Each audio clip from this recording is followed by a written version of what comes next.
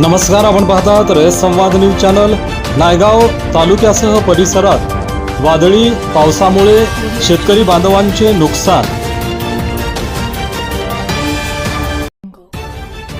सध्या पावसाळ्याचे दिवस चालू आहेत। नायगाव तालुक्यातील परिसरात पावसाची हजेरी लागली आहे। पावसासह परिसरात विजा मोठ्या प्रमाणात कोसळत आहेत। वारे वेगाने वाहत आहेत, त्याचा फटका सर्वसामान्य नागरिकांना बसत आहे। नायगाव परिसरात दिनांक 16 जून 2024 रोजी सायंकाळी 9:30 वाजता अचानक वादळी वारे सुटल्याने अनेक शेतकऱ्यांचे नुकसान झाले आहे।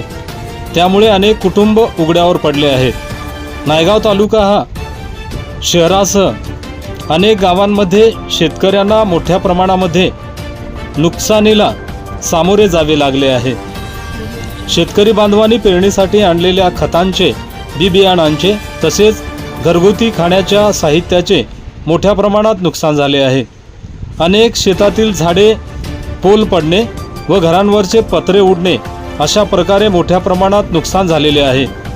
या सर्व प्रकाराची प्रशासनाने तात्काळ दखल घेऊन नुकसानग्रस्तांना आर्थिक मदत द्यावी अशी मागणी सामाजिक कार्यकर्ते गजानन चव्हाण यांनी केली आहे।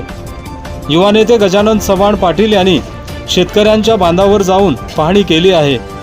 यावेळी पोलीस निरीक्षक मारुती मुंडे, हनुमंत गंधपवार, बाबू चलकुलवार आदींसह विविध अधिकारी कर्मचारी उपस्थित होते।